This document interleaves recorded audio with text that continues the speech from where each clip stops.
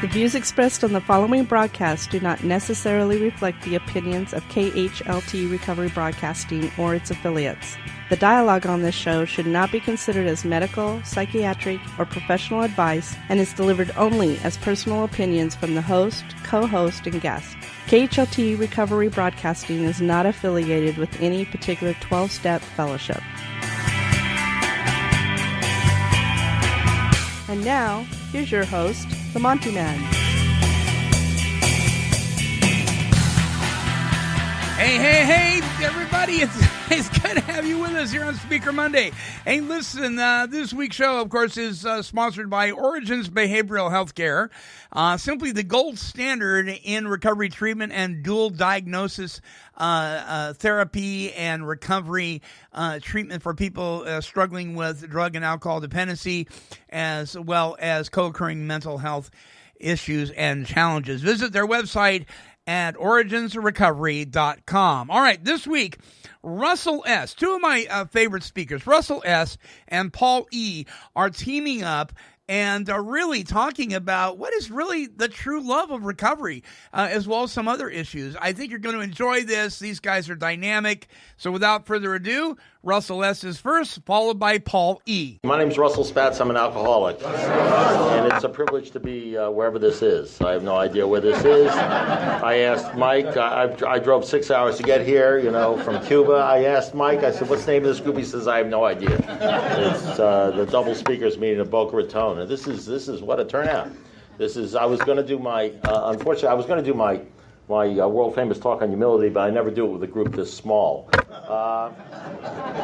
I want you all. I've got 10 months. I haven't found necessarily have a drink since January 25th, 1981, and I have exactly 10 months. Is it 10 months less than Paul? So 11 months is.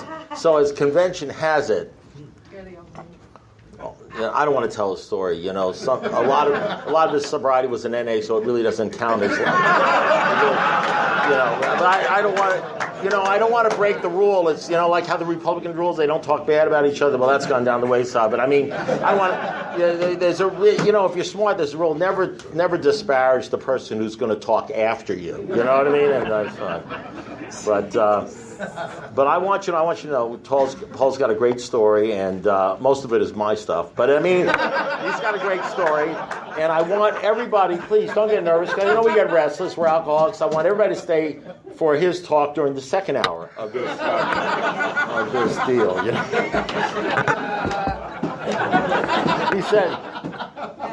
He said if you go 1 second past, 7:30, I'm getting up there, ripping your lungs out, or something like that. It's something very sober. But so I've been sober for a while. I don't know. It's been some time. I'm not going to talk a lot about the drinking. I don't plan this, as you can probably realize just by listening to me, and just let whatever God or Lord wants me to say, and it's on my heart. It seems to work out. Seems to work out better when what I found after 34 years of road testing this thing, it really works out better if I trust him. Works out a lot better if I trust him. You know where my problems are? My problems were I never trusted him. I never trusted him before I came here. Well, first of all, I didn't even know who he was. We have a book that says, this is what the book says. It says if we make a sincere decision for God, it says we got to quit playing God. I didn't know I was playing God. I didn't know in my mind I was executing people and killing people and saying what the hell's going on and planning my my revenge and planning what I was going to do and what was going to happen. I didn't know I was playing. I didn't know that was playing God. That was just me. That's the way I feel. That's the way I am. I said to my sponsor one day. My sponsor said to me one day, "Why do you act the way you do? Why do you say the things you do? Why do you do the things you do?" He was talking to me about how I was acting when I was sober, physically sober. I said, "Well, that's just my personality." He said, "Well, it's your personality that's killing you." How would you like to hear that? Your personality's gone. How do you get another personality? He says, why can't you be like Fred? Well, how the fuck do you do Fred? How do you do Fred? How do you do that? How do you do that? I'm me, you know what I mean? And, I got to be me, My wife's favorite song is that Frank Sinatra song, what is it? I Did It My Way. That song almost killed me, I did it my way. So that was my, that's my deal, I came into Alcoholics Anonymous, and listen, here, let's get rid of the drinking thing right away. I mean, it's important, it's good, we got new people here. At 31 years old, I couldn't stop drinking. I lost a wife. I walked away from. I didn't lose them. I flushed them down. I flushed a beautiful wife down the toilet. I flushed my son down the toilet. I flushed my house down. I flushed I flushed my self-esteem down the toilet. I made a decision to walk away from a wife and a lot of people, and I heard a lot. My problem was, if alcohol did for you what it did for me, you wouldn't stop drinking it. Believe me, it did something for me. And my problem was alcohol stopped working for me. And the real problem is it stopped working for me about 10 years before I realized it stopped working for me. And I hurt a lot of people. And I'm not going to go into all the things I did or didn't do, which basically there's nothing new under the sun. That's what Solomon said in Ecclesiastes. There's nothing new. Nobody's doing anything new. But I hurt a lot of people. I didn't think I was hurting people. I thought I was a good guy in a good world, doing the best I could, and all I was doing is trashing people and hurting people because I was selfish. And I'm going to talk a little bit about selfishness, because I think that's real important, because our book says selfishness, self-centeredness. That's the basis of our problems. And so the bottom line is that after I left my wife because I was bored. She was a beautiful gal. She was lovely. She was a great wife. When she married me, I think she believed all that stuff, about, until death do us part shit and all that stuff. And I sort of believed in it. I mean, they were giving me a big party at Westview Country Club and everything like that, and it looked nice, and she was gorgeous, and I had that romantic love. That's what I really want to talk about tonight, romantic love. I had that romantic love going, that sort of alky love. That alky love, that infatuation, that romantic sex, and all that sort of love. I think love. Well, some people call it love, other people call it stalking. But romantic love for an alcoholic like me has a half-life of about 5 years. And then I start looking around, feeling sorry for myself, looking at all the guys who are having fun and saying, well, this wife is okay, but I've had her for 5 years. It'd be nice to have another one, or a different one. Or if she was only different, or this was okay. So the truth of the matter is I ditched her so I could go out and date other women. We went to a marriage counselor once. She was trying, she kicked me out of the house. She said, you come home drunk one more time, I'm leaving you. I drove my car 2 blocks. I said, what the hell do you mean by that? It was just too complicated, I graduated with departmental honors in mathematics, National Science Foundation Fellowship, law school. I was a division chief of the state's attorney's office. I couldn't understand, you come home drunk one more time, I'm leaving you. And I came home drunk that night, and that was the end of my marriage. She filed for divorce, but she believed in that love, honor, obey stuff. So I was hitting the bricks. I'm saying, thank God. Now I can go to the bar. Now I can go to the bar. Now I'm free. I'm free to go to the bar. I was never free not to go to the bar. I was never able not to go to the bar. And then she said, well, why don't we try a marriage counselor? And because of, the way I operate, which has to do a lot with guilt and fear and stuff like that, I went to the marriage counselor, and the marriage counselor asked her, so Ronnie, she says, what do you want to change about Russell? And she said 3 things. Who knows what it was, that he'd come home for dinner, because she would make dinner and I'd come home at 4 o'clock in the morning. And that he'd do this or pay more attention. Whatever the heck she said, who knows? Who cares? Who was listening? All I knew is that if this thing went through, I was going to be back in the marriage, and I didn't want to be there. And then he turned to me and said, Russ, what are the 3 things you want to change about Ronnie? He says, I just want to date other women. Just in case you think I'm a nice guy. I thought I was a nice guy. When I said that and it came out of my mouth, because that's the kind of shit I said to people, that's the way I acted, because that's who I am, because I'm selfish and I'm self-centered, even though I think I'm the greatest guy in the world. When I said that, I don't even think it's impossible to feel other people's pain when all you give a shit about is yourself. Trust me. You cannot possibly feel the pain you cause other people when your entire life is spent thinking about yourself. And so, and apparently, I didn't even know this. I thought apparently that's the basis of alcoholism. That's the real deal. I thought that had something to do with drinking. And I've been to thousands of AA meetings, things like this, and nobody's drinking. And the only reason they go to AA is because they have something called alcoholism, which apparently has very little to do with drinking or drugging or anything. It's just a thing we use because it works best to make us not feel like pieces of crap. I think Carl Menninger wrote a book, Man Against Himself, and the book on the part on alcoholism in 1935. It said alcoholics are men and women who have to destroy themselves. They don't have to be drinking to destroy themselves. I don't have to be drunk to be an asshole or hurt people or stuff like that. I mean, that's just the way I am. So, But apparently we have a book that says once we make that sincere decision for God, all sorts of remarkable things happen. Being all-powerful. He's not a higher power, he's the highest power. Being all-powerful, at least for me, I need the highest power because I had a lot of problems. I didn't know deputy power, you know what I mean? You know, it says being all-powerful, he gives us everything we need if we stay close to him and perform his work well. Did you know it says that in our big book? That's our big book. That's not me talking about it, it's our big book. It says he gives us everything we need. Everything you need, he'll give it to you if you just stay close to him and perform his work well. You know? Not perform your work, not do what you want to do, perform his work well. And it says once you do that deal, he says all sorts of incredible, so I guess you got to know him and you got to know what the work is. I happen to believe that every alcoholic that comes in here, you know, once they find out who God is and, you know, he has work set before, he has work for me that I need to do, and it usually has to do with being of maximum service to other people. That's why the leaders in here are trusted servants. That's what we do. That's what alcoholics do. It's a royal priesthood we serve. That's why I drove an hour and a half from Miami to be here, because this is the work that the Lord, in my case, wants me to do. And I know he wants me to do this. And as long as I'm doing this work, you know something, I feel good about myself, and I feel like I belong, and I feel I have a reason for being alive, and I don't second guess what kind of piece of crap I am or anything like that, because I'm doing God's work, and this is the work that I want to do. And I'd rather do this than play golf or do anything else. I used to do a lot of things. I used to play golf and drink and fish and drink. And as a matter of fact, everything I did, I drank. You know, if you were going to go play golf and I'd say, who's bringing the booze? They'd say, there's no booze, I ain't playing. I ain't fishing, I ain't doing anything like that. And the bottom line is this is what I do. And I enjoy doing it.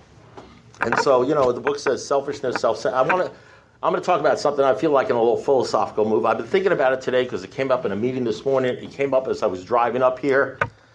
It came up the subject of love because this morning I was talking about my children. I've been married for 35 years, which is kind of hard for an alcoholic to hold a relationship for 35 years. I got 4 children, four kids. They're not kids anymore; they're adults. 6 grandkids. You know, they all love me, and I'm not scared of dying. I used to be scared of dying. I'm not scared of dying. You know what? You know the only thing that concerns me now about dying, quite frankly, I don't want to be morbid, but I'm just going to tell you the truth. Here's the way I work. I'm just going to tell you the truth, and wherever it goes, it goes. The only thing I think about when I think about possibly dying, because when you get to be about 66, and I've had cancer twice and stuff like that, it's like, don't worry, I'm okay? But I'm saying when you start having health problems and aches and pains, and you start realizing, I know when you're 20 years old, you think you're never going to die, but when you get to a point in your life and you realize that this ain't a dress rehearsal, and one day you're not going to be around, and your sponsors start dying, you know what I mean, and people around you start dying, and all of a sudden you hear about people dying, and they're all younger than you, and you start realizing that, you only have a short period of time, it comes to your mind, and one of the great things about this program is a lot of fear has been taken away from me, and dying is not something I'm afraid of. Now, listen, I ain't going to run out in traffic, you know what I mean? But it's not something I worry about. But the only thing I get concerned about is I worry about my children. I worry about because they love me. And I'm a crappy father, because after I came to AA, all I did was go to AA meetings. I'd take them to AA meetings sometimes. All I did was sponsor guys. I'd spend more time with other people, with other men, trying to help other men, bringing them to my house, going somewhere, than I did with my kids. I was a terrible father.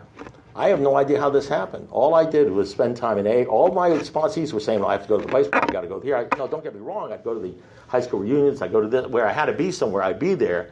But I spent a lot of time in AA, doing AA things. And my kids, where's Dad? And they always knew where Dad was. He was in AA or he was somewhere like that. So I was terrible. I didn't give him a lot of time. When I was with him, I gave him my full attention, and I was always sober, but I never gave him a lot of time. And somehow, in some way, even though I devoted all my time to Alcoholics Anonymous and trying to help other people in Alcoholics Anonymous and focusing on Alcoholics Anonymous, I don't understand how this worked out. They grew up to be fine human beings, and they love me and respect me. Apparently, they didn't want a friend. What they wanted was a sober daddy. I mean, there's something about, I came from an alcoholic home where my mother was a drunk. You never knew when you came home what was going to be happening. At 3 o'clock in the morning, plates were flying, people were yelling, all sorts of words were going on. Apparently what my kids needed was what all kids need. They just needed a sober daddy. They just needed to be secure in the fact that no matter what happened in their life, they could always pick up the phone. They knew where their father was, and he was steady as a rock. Apparently that's what kids want. It's not so much a friend, but somebody that they know they can absolutely rely on. It gives them something called self-esteem or self-respect. I don't know. I never had those. I flushed all those things down the toilet. But so I want to talk a little bit about this love thing, because what I now realize, it's so It's so hard to grasp. Sometimes what happens is you don't grasp a lot of this stuff. It's important to have 34 years only to the extent that because sometimes you don't see what really has happened until you look backwards. You just don't get it. And then all of a sudden you look back and you say, man, this happened. And you don't understand what a gift it is to actually care about other people. I mean, I can't even explain to you what a gift it is to constantly be, and you don't even know what's happening to you as it's happening to you. One day, for years, you're going to meetings because you need a meeting. One day, you're running to meetings because you need a meeting, because you have to have a meeting. You need a meeting.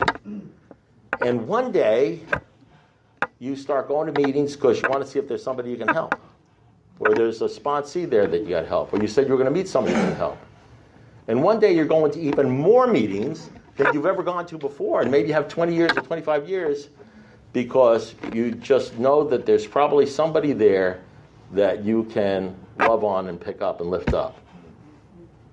And you want to something as you're doing that, as that's happening to you, you don't even know what's happening to you, and then one day you wake up, you may have 30 years, and you say, man, it's not that I don't need meetings, but my whole life is trying to care about other people. And then you open up the big book and you read this part in the big book, and it says, if you sincerely take this position, all sorts of remarkable things happen. Being all-powerful gives you everything you need. If you stay close to him and perform his work well, you lose concern about your little plans and designs, your selfish little plans, that you start being concerned with other people. You realize your job is to be of maximum effectiveness to help other people and do God's work. You lose fear of today, tomorrow, the hereafter. You're reborn. You start feeling a God presence. And all of a sudden you start reading this stuff, and I said, I know I read this when I had 1 year. I know I read this when I had 5 years. I know I read this when I had 20 years, and now I'm not working the big book anymore. The steps I've become it. It's like when I first came to AA, when I read that part in the book about the jaywalker, about the alcohol, and you don't think anybody is like you. My motto was, you don't understand. I had this tape running in my mind that said this, you don't understand. You don't understand. You couldn't possibly understand. How could you possibly understand? Nobody can understand. All of a sudden I open up this book, and they have this thing about the jaywalker, about the drinking. There's a solution all about the drinking thing. The guy who keeps on drinking. I say, holy shit, that's me. It's me. It's like when you go to a meeting, you're talking to 1,000 people or 50 people, whatever, and you sell your story, and some gal or guy comes up to you and he says, you're talking about me. I mean, they're telling you, they're convinced you're talking about me. And, I know I'm not talking about them. I'm talking about me, but I know I'm talking about them. Because its uniqueness is gone, because you realize that, because you used to walk around the world thinking you're so different and you're so unusual, and now 10, 15, 20 years down the road, you know that every thought you have, they've had. Which is a scary thing, which helps you be a good sponsor, which helps you with the sponsorship thing as far as discerning things, because guys come up to you who have 10 years or 15 years, whatever. I've been through it, and they try to tell you their problem, and you tell them, I know what your problem is. And you say, you don't know what your problem is. And I know what it is because I went through it 50 times. The only person who doesn't know what it is they don't know what it is. They only think they know what it is. So in any event, it's just an incredible feeling. And, when does this, I didn't know anything about love. I want to talk about love. I happen to be a Christian guy. You could be Jewish, Christian. I don't really care. I'm not here to sell anything, so I read the Bible a lot. A was initially, relax, Paul. You'll have your chance. The reason I'm bringing this up is because I know it's killing Paul. He told me about, Dion's in the audience. He did a meeting. He mentioned Jesus, And, by the way, whenever you're disturbed, no matter what the cause, there's something wrong with you. So if I'm bothering you, you actually owe me a $10 copayment because I've spotted something in you that's really fucked up, okay? So you got to change that and fix that, you know what I mean? That's why you're so miserable, because the world is screwing you up. Because, I said, my sponsor asked me one day, how are you doing? I said, I'm doing great. He says, you must be getting your own way. He was right. 5 minutes later, I wasn't getting my way. I wasn't doing so great. That's why people don't do well in traffic, because traffic is a series of things where you don't get your own way. They stop in front of you. This one's going too slow. This one's going too fast. It drives you crazy because you're not getting your own way. Life is not getting your own way. This world is not here to help you stay sober, but in a sense it is, because if you persevere, apparently what I understand now, that if you persevere through all the trials and you look to God, it matures your faith and you get more and more faith. The more faith you have, the more trust you have in Him, and then one day you wake up and you don't worry about dying, you just worry about living. You don't worry about what they think about you. You spend 8 hours, 10 hours, 20 hours. What do they think about me? What are they talking about me? You're convinced they're talking about you. Been thinking about you. Goes, hell, you're always talking and thinking about you. It's your favorite subject. You're selfish and you're self-centered, driven by 100 forms of fear, self-delusion, self-seeking. 100 forms. If you nail down 20, you got 80 more to go. Step on toes of every talent. Above everything, we must get rid of this selfishness. We must, or it kills us. It must. God makes that possible. There is one who has all power. That one is God. May you find him now. You can't manage your way out of this. No human person can get you out of this. Only God could and would if he was sought. See to what your relationship with him is right, and great events will come to pass for you and countless others. Mere code of morals, do the next right thing. Do the next right thing. Do the next right thing. I could never do the next right. There's a big difference between doing the next right thing and doing the thing you think is right. I never did the next right thing. I always did the thing I thought was right, which didn't include giving back the money. Trust me. When I ended up doing the next right thing? When I started focusing on God, the God of my understanding, and thinking about him and what he wanted me to do, and all of a sudden I'd find myself doing the next right thing. To me, the next right thing is inextricably interposed with my relationship with God, because I don't know how to do the next right thing, because one of the problems is my alcoholism is not the drinking, which is a symptom. It centers my mind, not my body. And I'm a rationalizer. I tell myself rational lies. I tell myself reasons to say things like, I just want to date other women. Why is that okay? Because she shouldn't have done that, and you shouldn't do that, and I'm a blamer, and I'm a destroyer. And what does this have to do with? Well, I didn't even know anything about love. Alkies are big on love, romantic love. In the 6th step, it talks about one of the things that we got to watch out for is money, property, prestige, and romance. And romance. I've lost half the women in the room who say, well, without romance, I might as well die and kill myself. More alkies drink over romance and romantic relationships. It's like an idol. Whole life, if I only had him. I spent years searching for her. I was a lounge lizard searching for her, the one who was going to fix me. It fixed me all right. They fixed me. You know what I mean? So that's what I really want to end up talking about, about. I didn't know anything about love until after I came to AA, and I was in AA for many years. I only thought I knew about love. To me, love has to do with having sex or romance or candles or all the things that the movies tell you, that you say, that you go to the movies and say, if I only had this, if I only had that, if I only had this, I'd be okay. That you chase around and spending money on and do whatever you have to do in order to get that going, and it's never okay and it never works for you and you never understand why, so you go to the next one, next one, next one. I didn't know. I was in love with a gal named Lynn Benson. Ooh, I shouldn't even say that. Probably somewhere. I don't know. With Lynn. And this was the kind of love. Every woman I ever went out with, I fell in love with. And I was in love with her. I was about 20 years old, 21. It was that alky love, that stalking sort of, she's always, that kind of love where you're always thinking about her. You're always thinking about the person. If you're not with her, who's she with, what she's doing, all that sort of possessive sort of love. And every time, I'm in love, I'm in love, I'm in love. It's a great feeling. It's a great feeling being in love. It's like being drunk. It's like being drunk. It's like being drunk with self-pity, drunk with love, drunk with a feeling, drunk with an emotion. And I'll tell you, I'm an alky. If alkies worship anything, it's their feelings. Their feelings are more important than anything. Well, yeah, sure, I killed your kids, but you shouldn't have done this because you hurt my, because I was angry, because I was angry. So that justified, I blew up the school, but I was angry. They screwed me, That's what I want to do. I want to go to a meeting and tell you about my feelings. And you want something, you got to listen because they're important. You got to listen. You got to listen. You got to listen to me. That's what alkies say. I was on Real Life for 8 years. He says, you got to listen to me. I say, was that like biblical? I mean, how about if I hang up on you? I don't got to listen to you. But so I went out with this girl for a year because I was in love with her. I was in love. December 20th, for a whole year, she was from New Jersey. Got a lot of people from New Jersey here. So around December 20th, she came up to say to me, she says, my parents, who haven't seen me in a year, they would like me to come home for Christmas. They would like me, that's what her parents, can you imagine? She says, they would like me to come home for Christmas. I started screaming at her. I said, well, what about me? That's what I know about love. I know that I was madly in love with this woman. As soon as she said, I have to go home for Christmas, the only thing I said was, what about me? And I started screaming, what about me? What am I going to do? What are you doing to me? You see, everything that I say, I can put a veneer of virtue on everything, but the bottom line is, with a selfish, childish person like me, it all boils down to what about me? I'm going to tell you the first time I realized that I experienced love. The first time in my life that I wasn't thinking about me, that I experienced love, was in an AA meeting. I didn't realize this. Sometimes things happen to you and you don't realize what's happening to you till 20 years down the road. you look back and say, that's when it happened. I was in an AA meeting. Maybe this has happened to you. And I had about, a month. And I was sitting in a meeting, and some guy raised his hand when they asked, are there any newcomers? Some guy raised his hand, and he said, this is my first meeting.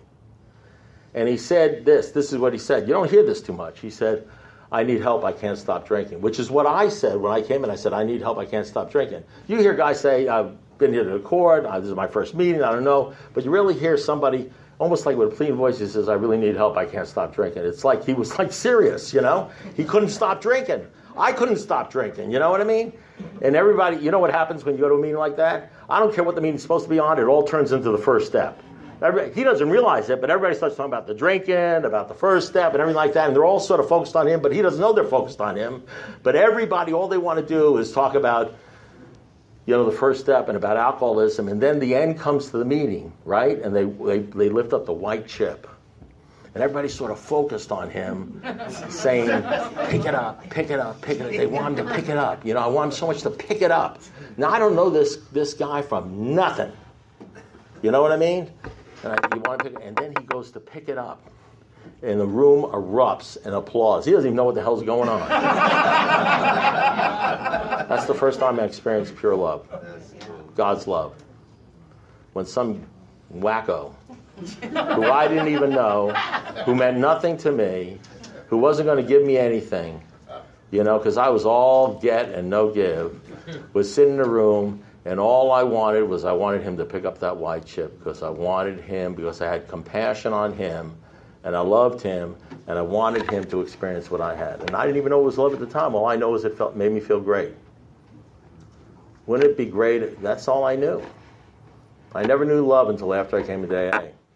So we were driving up, and I said, and I'm going to, you don't mind if I share something personal with you? It's all personal, but I'll share it with you. So I've been married 35 years, and my wife's wonderful, wonderful gal. She's an Al-anon. She's at an Al-anon convention right now. Our Ladies of Professional Revenge, And she does the Al-anon 10-step. When I'm wrong, she promptly admits it.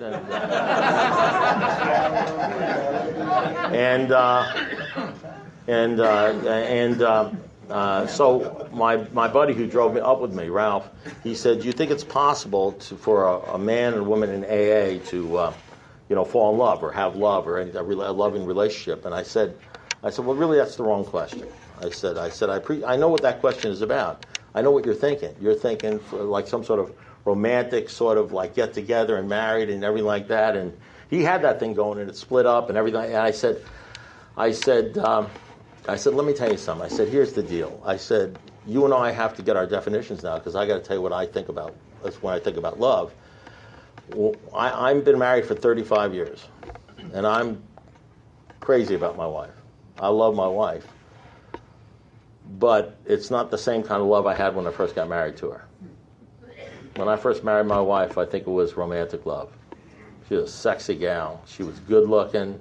She played hard to get, which is always a killer with me, you know what I mean? And I married her, good looking, hard to get, I married her. But you know what the bottom line is? It says that love only lasts a long, let me tell you something.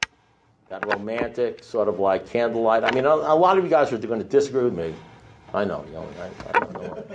You're going to slack. They're going to give you some more time. That lasts a certain period of time, then all of a sudden you start looking around. And the kind of love I have for my wife now, and my kids, and my sponsees, and everybody in this room is the same kind of love, I had for that guy when I was hoping he was to pick up the white chip. I can't tell you what a gift it is to love and care about other people when all you did your whole life was care about yourself. It cuts out so much crazy thinking. It's kind of hard to explain if you haven't been there. But I hope you guys make it someday. I'm going to let Paul come up now. God bless you. I'm a grateful recovering alcoholic. My name's Paul Efron. And if you're new or you're coming back, welcome home. You're off the hook, and that's what was told to me so long ago. And you know how much I love you, Russ. I mean, I really do. We do this a lot, and we talk on the phone a lot. And there's a lot of, there's no big shots in this thing, they say. But Garrett's here, and Dion's here. I mean, so like there are the giants that are still on this side of the grass here. And these are the mentors that carried me, the reason I'm still here. So if you have that gift of desperation, which I thank God that I had when I got here, you'll get this thing. And you'll get to the place where you have very few issues. Just to clarify a couple of things, I'm not even going to address the NA thing. I was going to, but I'm not going to. Because he says it all the time, and all his friends still use. But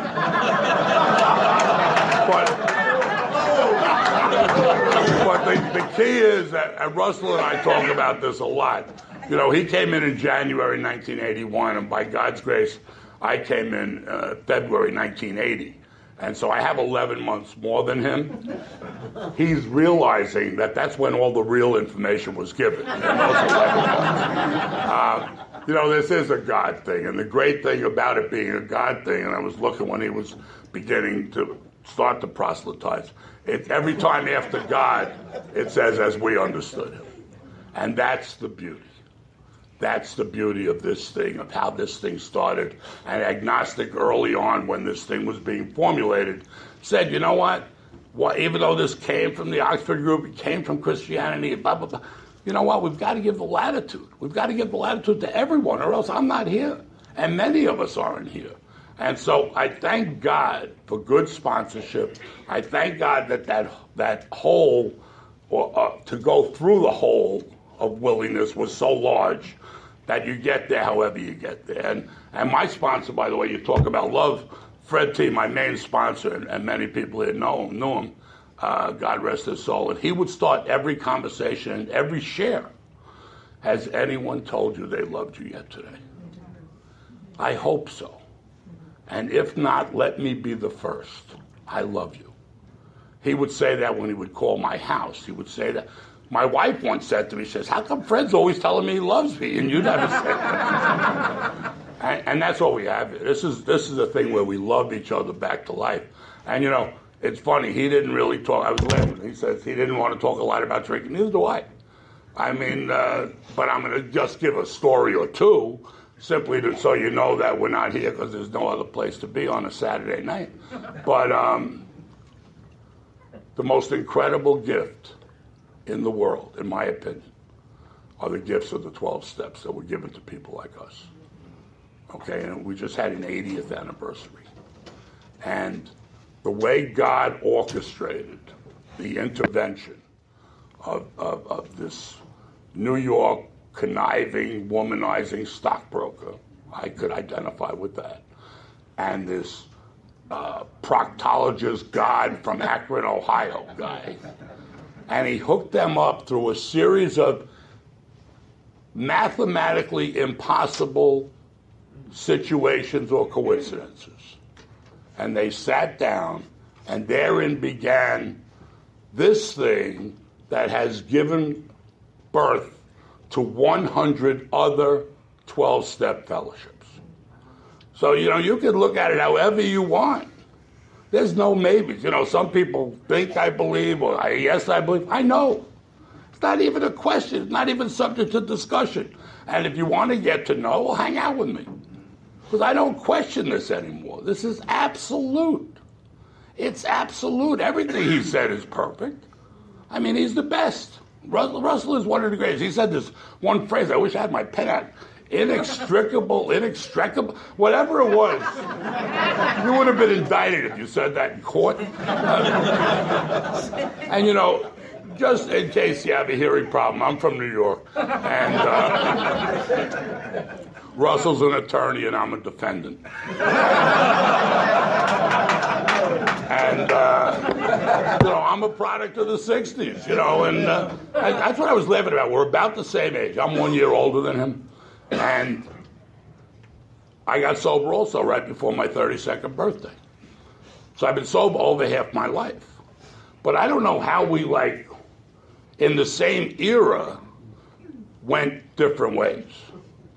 I was at Woodstock while he was with Phyllis Berman or whoever the hell. I mean, I don't know. I don't know who I was with in the mud at Woodstock when I was there. So, but the key is this thing has saved both our lives. And that's the beauty. And we are on the same exact page. I mean, there's nothing I like more than talking to Dion and him at length about this power. And you don't have to believe the way I believe. Just come to believe the way you believe. That's the beauty of this thing. We're not selling anything here. We're selling hope. I was a desperado lowlife in the gutter, no chance of survival past 25 years of age. You said you wanted to stop 10 years before you stopped. Me too. 1969, Woodstock was the last time I enjoyed drinking and drugging. I was 21 years old, like that song goes, 65, I was 17, Jackson Brown. And that was it. I spent the next 11 years crawling the streets of New York City nobody told me how. Nobody directed anything. And you know what? When God was ready, because I got suicidal, I killed myself in New York City. I mean, not a social attempt. I took a massive overdose of sleeping pills for one reason and one reason only. I had a beautiful wife and a beautiful daughter who was 3 at the time. Thank you, God, she's 41 today. And I just wanted to check out. Stop the world. I want to get up. I couldn't go another day. I had been in, I flipped out, whether you flipped out, however you want to put it, and they put you back in the 60s in what they called mental hospitals or asylums or loony bins. Today they call them treatment centers.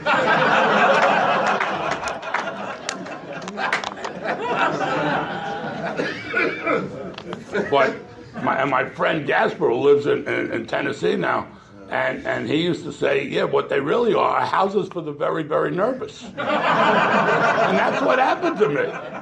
I progressed from these really nice mental hospitals to my last residence in New York State was a not-so-nice place called Creedmoor State Hospital. And that's the place where when you're a kid and you drive into the beach, your parents are pointing. If you don't straighten out, you're going to end up... that's why I take this book so seriously, because here where it says invariably, like as a negative, invariably... Well, I invariably didn't straighten up and invariably ended up in Creedmoor. So here I try to invariably do what you tell me, because I don't need to pay the prices anymore. Okay, the one, or possibly the cutest story for me. I mean, it wasn't cute when it happened, but I sort of like it. And then I'm going to talk about the divine intervention that, looking back, was absolutely God coming down and saying, you know what, Paul, it's time. You could probably help me. And that's what we do here. We're doing something that he can't do without us. So he needs us and we need him. So there's your love affair. But here it is, 1976, and I had been successful. I was working. I was a functional alcoholic and addict. I mean, I was a sales manager of a home improvement company, a basement waterproofing company in New York City, and I was making very good money. And little by slowly, I was losing grasp with reality. I was just like, then they started sending me to psychologists and psychiatrists, and then they started giving me medication, and I was losing further grasp with reality. So one thing that happened is my family was from Maryland, my cousins, I have a small family, and I decided I wanted to invite them up to New York to show them how well I was doing. My daughter was just born, because obviously my reputation in the family wasn't that great. My reputation was, did you hear what happened to Paul yesterday? I went through the window on the Long Island Expressway in a car, and I ran, I got arrested at a Doors concert. I mean, all of these kind of things. And so I decided, I invited them up. It was February 1st, 1976. And the main #1 show on Broadway was a show called Equus. And it was starring Anthony Perkins, God rest his soul. And I never got a chance to make amends. Why would you owe him amends? So let me share that with you. What happened? So I got, from a scalper, I got second row center seats. They drove 210 miles up from Pikesville, Maryland, They came, they saw my beautiful daughter, they saw my beautiful apartment, and we drove in my luxury car to the city. And I took them to Rossoff's Steakhouse, and we walked right around the corner to the Helen Hayes Theater on 45th Street. And second row center on a Saturday night, so this is very similar. It's just that there were more people. Probably 1,800 people. And this is a very quiet show if nobody's ever seen it. I mean, one day I would love to see it. But the best I remember, from what I remember, is Anthony Perkins is a psychiatrist. He's talking to the audience as if they're his patients. There's a make-believe horse on the stage. He's got a pipe. He's got glass. And at some point in the very quiet point of the show, he asks a question of the audience. Now, the other 1,800 people knew it's what was known as a rhetorical question. Sadly, for Anthony, I had not gotten that memo. So, on February 1st, 1976, second row center, Helen Hayes Theater, very quiet moment in this very somber play, I stood up and I pointed. And I said, "That's because my name is Paul Efron." Well, let me share with you what happened from that moment. And this is like in the movies as told to, because for the next 12 months, I have no idea what happened. I stood up, and my wife Sharon and my cousin Mark were on either side of me, looking behind me as what just happened. I mean, my wife knew I wasn't an understudy for this show. So they pulled me down, and 10 minutes later I did it again, and we were asked to leave the theater. We went home, and as you can imagine, it was a very quiet ride home. And I went in the bedroom, and they were discussing. And what happened then began a 12-month from one hospital to the next. I got worse and worse. And from this happy-go-lucky guy, no matter how bad I got on the streets, I was always happy. And all of a sudden, I became suicidal. And I became suicidal to the point that I took this massive overdose at the end of that year. And I was in a coma for 6.5 days. And on the third day of the coma, the doctors at Long Island Jewish Hospital called my parents and my wife into the consultation room and said, "Don't waste your time visiting me every 10 minutes, every 2 hours that you're allowed, because if he happens to live, he's going to be a vegetable. So just accept that he's gone right now." They kept coming. 3.5 days after they made that pronouncement, God said, "Well, I guess you can get up now," or however that worked. That was not the end of my drinking and drugging. But I also didn't die. And I spent another 3 years, more trouble in New York. I came down here in 1979. And 5 or 6 arrests, 5 or 6 mental hospitals. I mean, and I lost everything. Of course I lost everything. By this time I was on Social Security disability insurance because the United States government, Ronald Reagan, God love him, had determined that I was a mental patient that did not need to participate in the worldly affairs. So when I got here, I was actually a paid member of Alcoholics Anonymous. In 1980, I was getting $1,407 a month, tax-free. My only job description was going to the mailbox on the 3rd of the month, going to meetings, okay? And now I'm going to tell you the God stuff, okay? Because that's really what it's about. It doesn't matter. And all you have to do is look. And if you're not looking, you're not going to see. And if you're drinking or drugging, you're not looking. So the first thing is put it down, give it up, get a sponsor, surrender. All of our literature talks about surrender, and it's a continual surrender. Initially, it's a surrender to booze and drugs, and then we surrender everything. I mean, there's some great literature. I study this stuff. I love it. It's the only thing I've ever studied in my life. Because, I'll tell you why, there's no graduation date.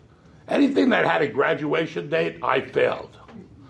Hebrew school, public school, high school. I was thrown out of all of those things, but there's no graduation date here, so I just go in my own pace. So anyway, so I'm down in Florida, and this is why one day Russell and I are really going to sit down. He knows this story,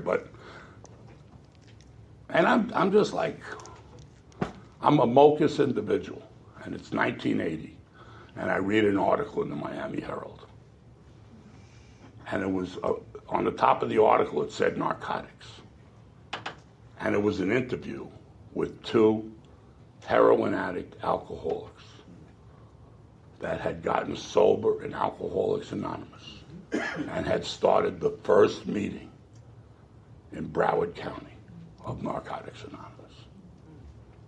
Well, you know what? I read that article, and I made a phone call. And some guy is so weird, you know, how this whole thing works. I don't know how these cards are dealt. This guy came and picked me up and took me to the meeting. And there were 6 or 7 people in the meeting, and that was it. One meeting at St. Francis Mission, Pastor Connie's Mission, on Southeast 6th Street in Fort Lauderdale. And I walked in and I sat down. It was a dark room, and they had these steps.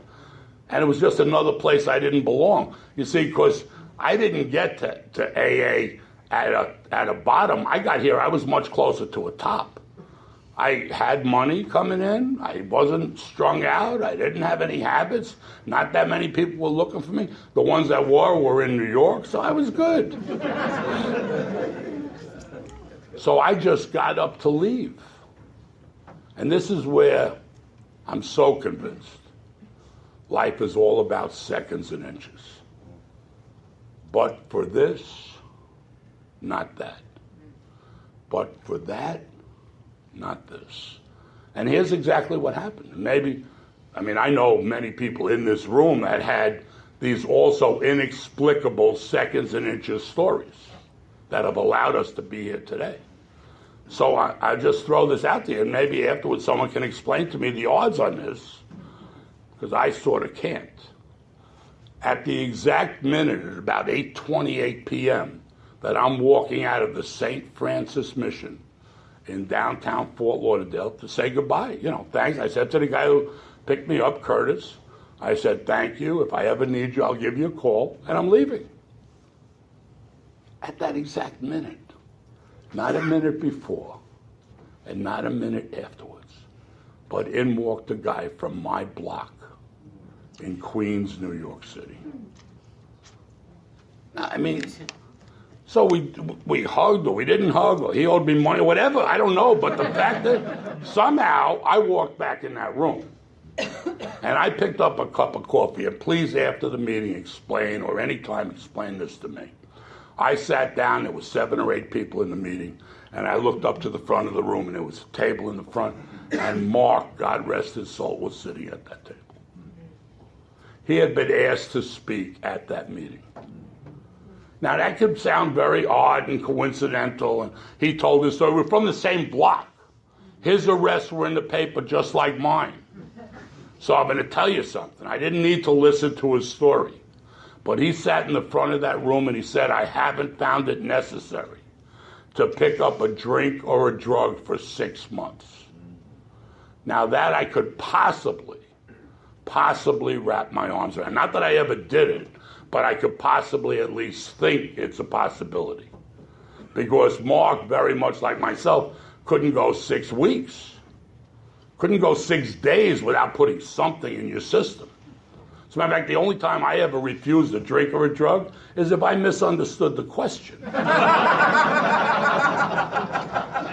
And so here's the scoop. So he spoke. I picked up one of those stupid little white chips as before they had key tags, and explained to me how a little white chip, they throw it in the gutter, hit your head. They had all of these sayings. If you want to use hit your head, bang it. If it cracks, put it on your tongue. I don't even know what the hell they were saying. Throw it in the gutter, you'll be closer to get it when you come. But I'm going to tell you what. I promise you this. It is not a prerequisite to pick up more than one of those. Even though it's become fashionable. It's not a prerequisite. By God's grace, you people, some incredible sponsorship, that was the last time that I found it necessary to drink or drug. And that was February 12th, 1980. Now here's the part that perhaps you can explain to me afterwards. 2 Jewish alcoholic heroin addicts from Queens, New York City, in a Lutheran ministry, 1,200 miles from home, at the exact minute that one is leaving to continue to kill himself, the other is walking in to share a message of how you don't have to. We went on this whole journey together. Mark, God rest his soul, died last year from pancreatic cancer. 34 years sober. We did this whole thing together. None of us are getting out of here alive. But the bottom line is, and he said it, man. I have a thing I love to do about living your bucket list. You don't know how long you're going to be here. Don't leave it undone. But in order to do any of that, you've got to put down the chemicals. So I jumped into this thing with all the fervor, like it says, that the dying man, and Garrett was here, and he certainly knows that, and Dee was here, and he certainly knows that. I wanted as much of this as I could get because I found a letter that my sister had. My parents both passed. They both saw me get sober. And I wrote my parents a letter on February 14th, 1980, 2 days after my first meeting. And it said, I'm not making any promises, et cetera, but I think something might have just happened, and I may not have to drink or use again. After my second day with you people. So I didn't believe in anything. The guy had the T-shirt at the first meeting. It said, I can't, we can. 35 and a half years later, I can't do this alone either. I still need you. I need you to help me get in touch with God. I need you to help pray with me. I need you to walk this journey with me. What he said about the greatest thing in the world, about watching someone get, that's what I live for. Russell and I, we like to screw around a lot. And if you know Russell at all, I once said to him, I said, Russell, because he said, well, meet me here. I'm speaking at this meeting, and then we'll grab a bite. So I said, no, that night doesn't work. He said, well, meet me here. I'm speaking at this meeting, and then we can grab a bite. So I said to him, I said, Russell, do you ever go to a meeting that you don't speak at? He says, why would I do that? But he has quite a power. He lives for this deal. You know what? And I identify with that because so do I. And as it says in our book, to watch a fellowship grow up about you, it's an experience you must not miss. Well, I've seen that happen, not only here, but in NA. And these are 12 steps, and they all are about coming to believe. Because the first half of the first step, there's 100 different programs. The only one of which I don't identify with is, or don't think I belong in, is Lip Balm Anonymous. No, I swear to God, there's meetings in New York City. I punched up the meeting list. That if lip balm is making your life unbearable, James, are you missing work because of lip balm? So.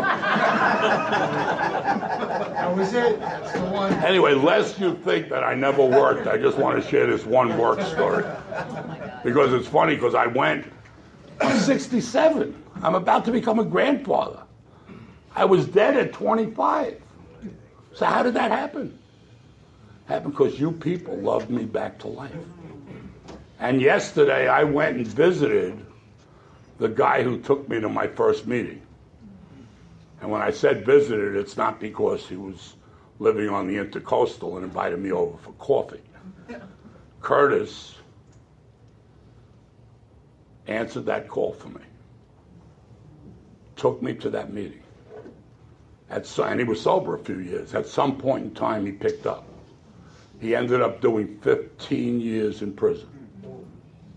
He got out this past January, or 9 months ago. He picked up. He's in the freaking hospital. I went there Wednesday. He's in the hospital. He's either going to get violated and sent back to prison or die from... Now, I don't know how that happened. I can't tell you that.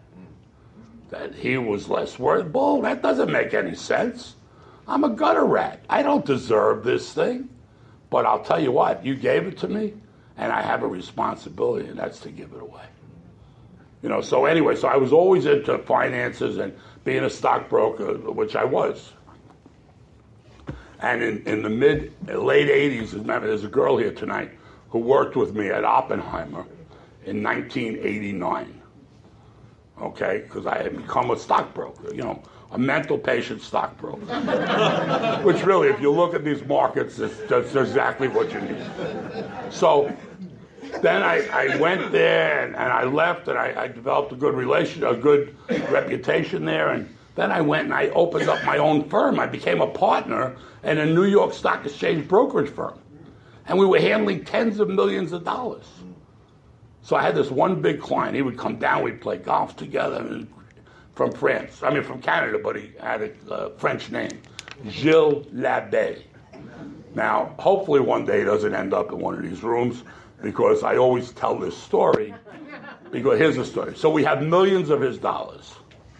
And the markets were rocky and rolling in the mid-90s. And so he calls up, and I would be handling only the big accounts. And he says to me, "So, Paul, what do you think of the direction of the interest rates compared to the British pound and the housing starts with the unemployment rates?" Now, I never did this, but what I did want to do was say, "Gilles, could you hold on a minute, please?" And I wanted to put the phone on hold. And I wanted to grab the phone, stand on the desk, and say, "Gilles, I'm a mental patient, alcoholic, drug addict. I am a paranoid, schizophrenic, manic depressive. Why don't you have millions of dollars? What do you ask? I don't know. I can't pay my rent. You're asking me what the freaking interest rate? Are you nuts? Get a life, get a real person." And everybody I know is brokers. That's the problem. I'm going to tell you what I found out here. That the greatest prayer in the world is thanks. I don't pray for anything today. God knows what I need. He's given me stuff way beyond anything I can possibly conceive of in my wildest, most psycho dreams or imaginations. And they're pretty wild. And I have a beautiful wife today, and I'm married 23 years in September. My third time, I might add. So while you were out with Mrs. Berman, I was like playing the field. And I have two beautiful kids. My son Sammy lives down here, and we're like this, and he's going to make me a grandfather in September, thank you, God. And my daughter Lisa is in New York, and she's 41, and they're both self-supporting, beautiful, beautiful, beautiful kids. And you know what? No matter what's going on in my life. There was this guy at the 101 Club, and everybody else that knew him is dead now. I mean, I just did Kenny Kane's eulogy. God rest his soul. He was the last of my mentors a month ago, right before his 43rd anniversary, he died. And so I got sober at the 101 Club. And there was this guy, Lou Lieberbaum. God rest his soul. Jared knows him too. Seems like everybody in my story is God rest his soul. So he used to come into 101 and he would do the 6:30 Sunday night beginners meeting. And he would walk around. He'd say, "I'm so grateful." He was a little guy. He says, "I'm so grateful I can kiss the floors of Alcoholics Anonymous when I walk through it. I just can't. I'm so grateful." And Kenny Kane called him Dirty Lips Louie because a grateful alcoholic won't drink. That's the secret. They told me to write a gratitude list. I did. And you know what? That gratitude list turned into 27 journals in my handwriting. People that are close to me have seen them, that have chronicled my entire journey. Mad, glad, or sad, I show up and suit up here. There's no greater joy than watching someone get this. And there's no greater pain than watching someone die from not getting this. We had this young kid, my friend Mike and I, we were working with. He was in some rehab in Delray. He was doing great. He was a talented kid from Boston, Paul St. Andre, God rest his soul. And we went up and we did a a party night on a Saturday night about 4 months, 5 months ago. He had 3 months sober. He was in the deal and doing the deal, and he went home to Boston for the weekend. And he overdosed and died. 31 years old. Greatest kid in the world. I don't know how or why that happens, but I'll tell you what. If you're here tonight, don't leave, because you may not get back. And when you go home tonight, whether you believe in anything or you don't, and you're not even sure if you belong here, you've done a lot of silly, stupid mumbling in your addiction and alcoholism. Tonight, right before you lay your head in the bed, simply say thanks. See what happens. Thanks for listening. Well, there you have it. What a great couple of shares. I think you would agree. Hey, listen, before we sign off, I want you to listen to this very important announcement about the Recovery Northwest Project. Check this out. Exciting, informative, and phenomenal is the Recovery Northwest Project on Saturday, September 5th from 9 a.m. to 4 p.m. at Clark Community College in beautiful Vancouver, Washington. September is National Recovery Month, and what better way to celebrate than to attend the Recovery Northwest Project? Recovery presenters, exhibitors, and some of the most incredible people of the Pacific Northwest coming together to carry the message of hope in recovery from substance abuse and its co-occurring mental health challenges. The Recovery Northwest Project is a collective group of all types of entities in Washington and Oregon with a common goal of bringing recovery awareness to the local, regional, and national communities. Don't miss the Recovery Northwest Project. Visit recoverynw.org. All right, I love doing those things. All right, so until our next broadcast, my friends, which is this Wednesday coming up, is the topic of the 7 deadly sins. We're going to be talking about pride, greed, lust, and part 1. And then the following week, we'll be talking about anger, gluttony, envy, and sloth. But this Wednesday is pride, greed, and lust. And we're also going to be talking about something that's very controversial, something that's been in the news lately on Wednesday, the American Addiction Centers. And the deaths that are behind the American Addiction Centers and the indictment for murder on the past president of those centers. Some very interesting stuff you don't want to miss on this Wednesday show. All right, until our next broadcast, this is the Monty Man, and I'm wishing God's perfect serenity for you. Bye-bye now. This has been a broadcast of KHLT Recovery Broadcasting.